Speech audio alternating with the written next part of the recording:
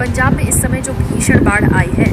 उसने न केवल राज्य की अर्थव्यवस्था को झकझोर दिया है बल्कि लोगों की जिंदगी और उम्मीदों को भी डगमगा दिया है। और यह बाढ़ किसी साधारण आपदा की तरह नहीं बल्कि पूरे समाज की परीक्षा बन गई है।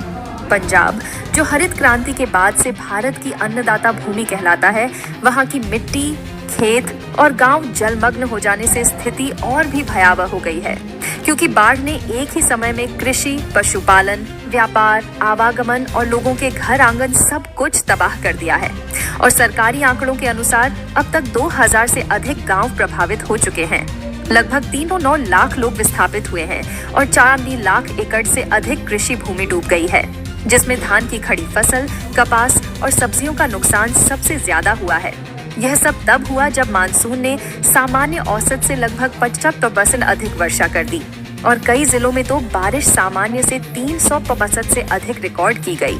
जैसे 6 सितंबर को जब पूरे उत्तर भारत में 365 तक अधिक वर्षा दर्ज की गई, जिसने नदियों और नालों को उफान पर ला दिया और सतलुज, ब्यास और रावी जैसी नदियां अपने किनारे तोड़कर बस्तियों में घुस गईं, जिनमें गुरदासपुर सबसे अधिक प्रभावित जिलों में रहा, जहां 329 गांव जलमग्न हो गए। 40,000 हेक्टेयर से अधिक भूमि डूब गई और लाखों लोग राहत शिविरों में रहने को मजबूर हो गए।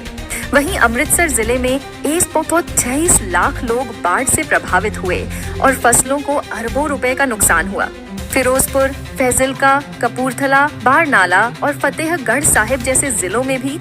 हजारों एकड़ फसलें बह गईं और हजारों लोग बेघर हो गए, जिससे पूरे पंजाब के ग्रामीण ताने बाने पर गहरी चोट पड़ी।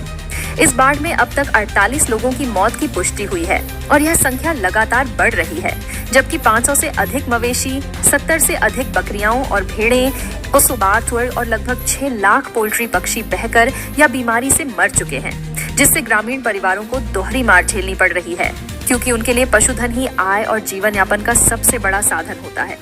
इतना ही नहीं, लगभग 2.5 लाख पशु बाढ़ की चपेट में आए, जिनमें से करीब 22,000 का इलाज किया गया और लगभग 12,000 क्विंटल पशु चारा प्रशासन ने वितरित किया। लेकिन यह प्रयास जरूरत की तुलना में बहुत कम है और कई जगहों पर तो गांव वालों को खुद नावों या अस्थायी जुगाड़ से अपने मवेशियों को सुरक्षित स्थानों तक ले जाना पड़ा।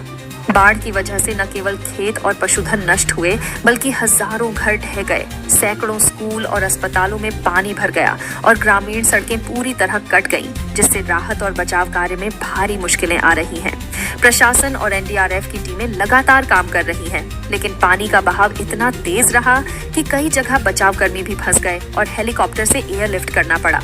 राज्य सरकार की ओर से मुख्यमंत्री भगवंत मान ने राहत और पुनर्वास की निगरानी की जिम्मेदारी ली,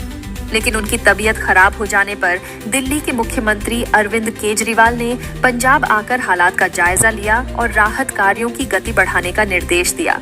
जबकि केंद्र सरकार ने भी राहत सामग्री भेजने की घोषणा की है और प्रधानमंत्री नरेंद्र मोदी 9 सितंबर को खुद पंजाब आकर बाढ़ प्रभावित क्षेत्रों का दौरा करने वाले हैं और संभावना है कि वे विशेष राहत पैकेज का ऐलान करेंगे, जिससे किसानों और ग्रामीणों को कुछ राहत मिल सकेगी। इन सरकारी प्रयासों के साथ साथ समाज और एनआरआई समुदाय ने भी बढ़ चढ़कर सहयोग दिया है। कनाडा, ऑस्ट्रेलिया और इंग्लैंड में बसे पंजाबी समुदाय ने करोड़ों रुपए इकट्ठा करके पंजाब भेजे हैं। वहीं पंजाबी सिंगर करण औजला, दिलजीत दोसांझ, गिप्पी ग्रेवाल जैसे बड़े कलाकारों ने अपनी कमाई का बड़ा हिस्सा राहत कोष में दिया है और होटल व्यवसायी राम सिंह राणा ने अपने होटल से होने वाली 2 करोड़ रुपए वार्षिक आय बाढ़ पीड़ितों के लिए दान कर दी। यह सब दर्शाता है कि आपदा के समय पंजाबी समाज ने चढ़ती कला की भावना को जिंदा रखा है।